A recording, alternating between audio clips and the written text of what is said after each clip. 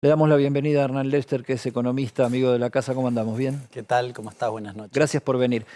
Vos sabés que me queda picando algo. Hablábamos hace un rato con Adrián Sack, nuestro corresponsal en Estados Unidos, y hablábamos de las repercusiones del tema Cristina y de todas las cuestiones argentinas allá. Y uno de los temas que quedó picando de la semana es este acuerdo que firmó Massa a través del embajador por el tema de las cuentas de argentinos en los Estados Unidos.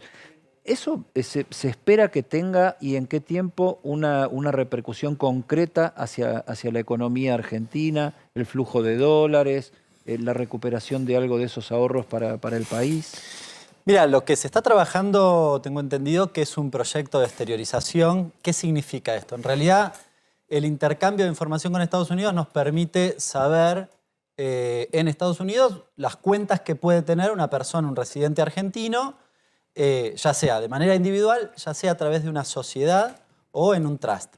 Ahora, esa información per se te implica que vos en todo caso, bueno, acciones desde la AFIP y demás, ¿no? Y desde la justicia. Lo que te permitiría un proyecto de exteriorización es que justamente la persona que sabe que tiene una cuenta y no está declarada, obviamente estamos hablando de cuentas no declaradas, que haga una especie de blanqueo. Una especie no, un blanqueo. Blanquee, reconozca esa cuestión. Hay que ver cuáles son las condiciones, pero si efectivamente esto avanza, el proyecto, el objetivo, si no me equivoco, es de acá a septiembre, es decir, de enero a septiembre, si no me equivoco, cualquier cosa me corrigen, pero es de acá a septiembre que vos tengas posibilidades de hacer la exteriorización. Probablemente tenga etapas, es decir, si lo haces en los primeros meses, sea relativamente más beneficioso. Digo relativamente porque a diferencia de un blanqueo habitual... Pero esto va desde la buena onda, ponete a derecho y está todo bien, claro, y te vas a tener algunos beneficios, hasta la mala onda, te pescamos. Sí, es en parte es así, digo en parte ¿por qué? Porque en realidad vos te montás sobre la información que vas a tener. Es decir, una persona que hoy tiene una cuenta y no está declarada, aunque la desarme mañana y la deposite en otro lugar, la información la AFIP la va a tener. Con lo cual ya sabe que va a aparecer esa cuenta. Conclusión, le interesa entrar en un plan de exteriorización porque indefectiblemente se va a saber. Es decir, no es solo de buena onda, yo te doy alguna zanahoria para que exteriorices algo y lo hagas de buena voluntad, sino que vos sabés que de todas formas la información la vas a tener. Conclusión, creo que tendrá éxito, yo creo que va a tener buen éxito, dependerá de lo que vos encuentres. Porque en la medida de la información que aparezca, vos tenés que cruzarla si está declarado o no está declarada. Todo lo que no esté declarado, obviamente podés, o habrá exteriorización o avanzarás en la denuncia. Ahí hay un tema también, un asterisco para aquellos que blanquearon en 2016-2017, que es que aquella norma decía que si vos después te encontraban algún bien no declarado, se te caía la exteriorización o el blanqueo de 2016. Con lo cual volvés a foja cero. Pero ahora yo ya tengo la información tuya. Conclusión, ese sería, te diría, el problema principal. Hay que ver la norma que dice para ese caso, por ejemplo. No sé hasta dónde escuchaste, vi que se cruzaron y se saludaron muy afectivamente con Catopo, y vos sos de San Martín, ¿no? Sí, claro. Claro, son vecinos de ahí. Igual siempre jugamos la interna, pero nos llevamos muy bien, nos tenemos muchas veces. Eso no sabía, pero sí la procedencia, la territorialidad, como se dice ahora. Catopodis decía que está seguro que el año que viene, para abril, la Argentina va a estar respirando otro clima económico por cómo se están dando las cuestiones. ¿Hay un exceso de optimismo, una necesidad de exceso de optimismo en el gobierno, o hay variables que indican que puede llegar a mejorar la situación? Mira, hoy se conocieron los datos del empleo, 25.000 puestos de trabajo registrados adicionales. Te diría que en el próximo mes probablemente hayas recuperado no solo todo lo que perdiste en pandemia, sino todo lo que perdiste con Macri. Conclusión, el empleo no está en malas condiciones. Ahora, también salió el tema del salario. Y el salario está en la misma situación en términos reales que diciembre del 19. Yo comparto lo que decía Catopodis en el sentido siguiente. Estoy hablando del empleo registrado privado. El empleo registrado privado ya tiene paritarias negociadas. Y en general con una expectativa de inflación, porque se negoció en los últimos 2 meses, tal vez más alta que la que podría haber si la curva empieza a descender. Probablemente el jueves próximo, cuando salga la inflación, tengas un descenso bastante pronunciado, probablemente vinculado al programa Precios Justos. Diciembre hay que ver qué pasa, es un mes que suele tener inflación alta, pero que creo que puede tener una curva a la baja. Enero y febrero probablemente también siga esa curva, y yo te diría que podés llegar a abril con una inflación cercana al 4%. Esa curva, te lo digo en dos aspectos. En términos económicos, creo que, va a tener efecto positivo sobre el salario real de los trabajadores. En términos políticos, cambia la expectativa. Menos inflación, más ingreso, eso es así. Ahora, el gran problema de la Argentina está en lo informal, ¿no? Ayer veíamos el último informe del Observatorio de la Deuda Social Argentina de Agustín Salvia, lo presentaba Marcela Pagano, y el cálculo que hacían era que sin subsidios sociales la pobreza estaría superando el 50% en términos absolutos por ingreso en la Argentina, y una indigencia de alrededor del 15%, o sea, cifras espeluznantes. Menos mal que hay subsidios. Claro, menos mal que hay subsidios, que las estás viendo en la calle. El tema es cómo se desata este tema, porque bueno, ahora está también la polémica sobre los planes sociales bien adjudicados, mal adjudicados, y toda la conflictividad social que se genera alrededor de eso, del problema de la pobreza en sí y de la politización del tema de la pobreza también, ¿no? El gerenciamiento de los planes sociales. O sea, ¿cómo resolver? Vos decís que un 4% a abril incide tanto en el bolsillo del que menos tiene, de un 6 a un 4, ¿no parece tan grande la diferencia para el que no tiene demasiado como para rebuscársela? Pues, siendo el gran problema que al que más afecta la inflación es al que menos tiene, ¿no? Sí, a ver, cuando mirás el salario o el ingreso de los trabajadores no registrados, claramente les ha ido mal. Desde hace largo rato, perdieron casi 30 puntos con Macri, y desde el 2019 hasta hoy perdieron otros 10 puntos. Es decir, el escenario es francamente muy magro. Yo recién te decía, el empleo registrado privado se movió de una forma, más o menos la pechó contra la inflación. Claro, porque vos tenés una inflación tal vez del 6%. Ahora, el gremio que tiene paritarias puede negociar siguiendo la inflación. Tal vez lo hace un mes posterior, claro, pero puede acompasar esa situación. El no registrado no. Yo en eso... el mecanismo es transferencia de ingresos, no hay tutía, digamos, y bajar la inflación, son los dos mecanismos. Vos me decís, el 4% no es suficiente, y mirá, si fuera de 7 van a seguir perdiendo. Con 4 probablemente no pierdan, tal vez recuperan un cachitito. Y sí, el escenario no es el mejor, pero te digo que claramente 4 es mucho mejor que 7. Ahora, me parece que hay mecanismos también que pueden ayudar a que vos subas los pisos. Nosotros planteamos suma fija, que beneficia a los trabajadores registrados, pero que también sube el piso de los no registrados en una especie de negociación informal, como se mueve el salario mínimo, que tiende, si los mínimos de convenio tienden a ser altos, en general lo que se paga informalmente también tiende a subir. ¿Y le ves buena performance a los precios justos? Sí. Nuestros datos muestran un proceso en el mes de noviembre en los precios el arranque, este es el arranque, es el debut, digamos. Sí, no, pero los precios de consumo masivo en el mes de noviembre tuvieron una retracción significativa. Venías teniendo, nosotros hacemos una medición de una canasta sesgada, no es para tomar como proxy de inflación porque no tiene la representación suficiente. Ahora, nos daba 7, 8, alimentos daba un poquitito menos, pero más o menos eso. En el último mes, en el mes de noviembre, nos dio 3,5 aproximadamente. Y hoy miré a la mañana el seguimiento que hacemos, y en los primeros 10 días del mes de diciembre prácticamente había dado 1%, con lo cual seguía un poco la curva de lo del mes de noviembre.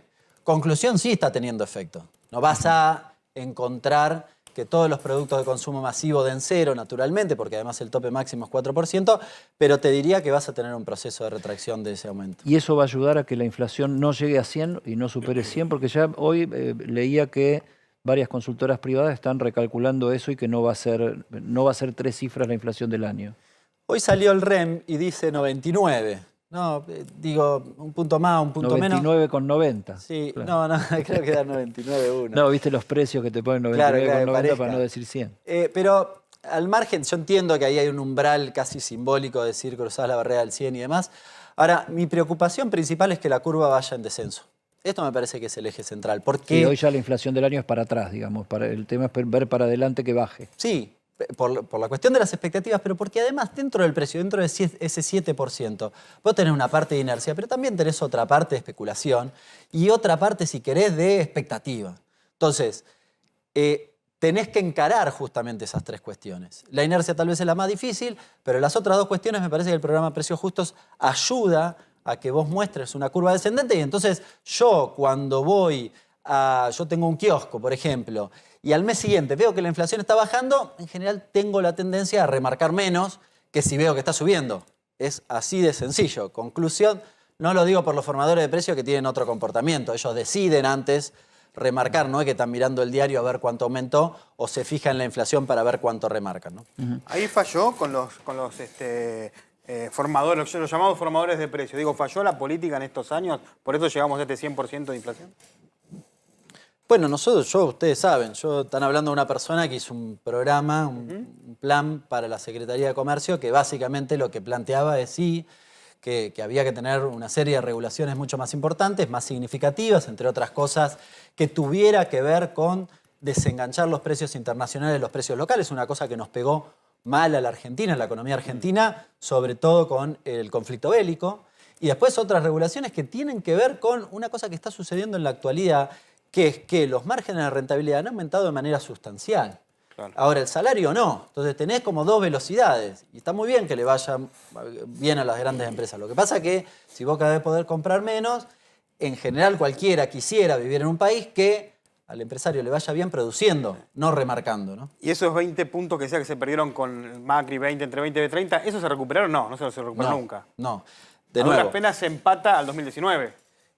Claro, lo registrado, ¿no? A finales del 19 vos habías perdido en promedio el salario de registrado o no registrado de público alrededor de 20%. Claro, el no registrado más, ¿no? Que era el dato que decía antes.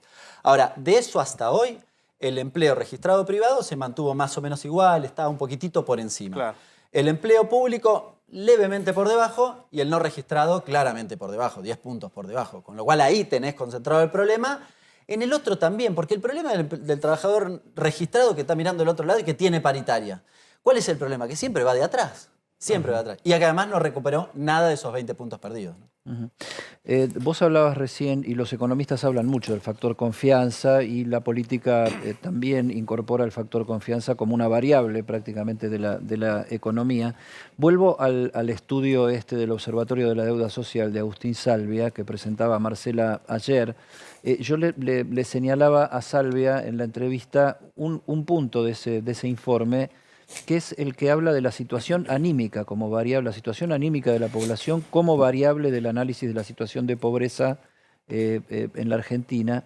El informe dice que este año, el 2022, es el de mayor tristeza de la población en los últimos años. O sea que el 36% de la encuesta que hace el observatorio da que la gente está bajoneada, que la gente está triste. Y acá viene la pregunta mágica. ¿El Mundial influye de alguna manera en generar expectativas? O sea, cuanto más dure la Argentina y si a la selección argentina le va bien, ¿eso puede tener alguna dosis de factor a favor desde el punto de vista de la reacción, la confianza, el optimismo? Yo creo que no. Yo creo que puede tener algún efecto, si querés, sobre el consumo, que tiendas a gastar más y eso en materia económica tiene un efecto, pero en términos generales yo te diría que no. Está bien que de todas formas el observatorio de Salvia... no lo asociaba a Salvia con el Mundial, asociaba el estado de ánimo de la población. Probablemente lo planteaba más bien algo que estábamos hablando recién, que era el poder adquisitivo. Lástima que no lo hacía a finales de 2015, pero bueno. Salvia. Sí.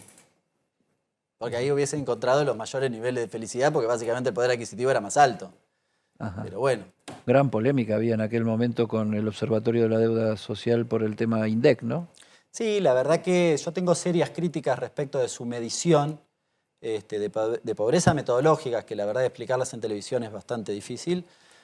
Poco apasionante para aquel que nos está viendo, pero entre otras cosas, por ejemplo, esa medición utilizaba una cosa que se llama coeficiente de Engel, fijo. ¿Qué es esto? Y bueno, otra vez Engel. Otra vez la segunda vez en el programa que aparece Engel. Eso es básicamente la extrapolación del peso de los servicios sobre el consumo de los pobres. Y claro, estaba fijo, pero con Macri no tuvieron fijo. Lo cual había una subestimación, sobre todo en el periodo 2016-2019, sustancial que tiene que ver con una cuestión metodológica. Bueno, la expliqué así de manera muy sencilla. Por eso siempre he sido muy crítico. Me parece interesante, y recién mencionaba la evolución del salario real, porque en general la pobreza tiende a seguir la evolución del salario real y a finales del 2015 tenías el mejor escenario y posteriormente empieza a caer. ¿El INDEC volvió a ser confiable?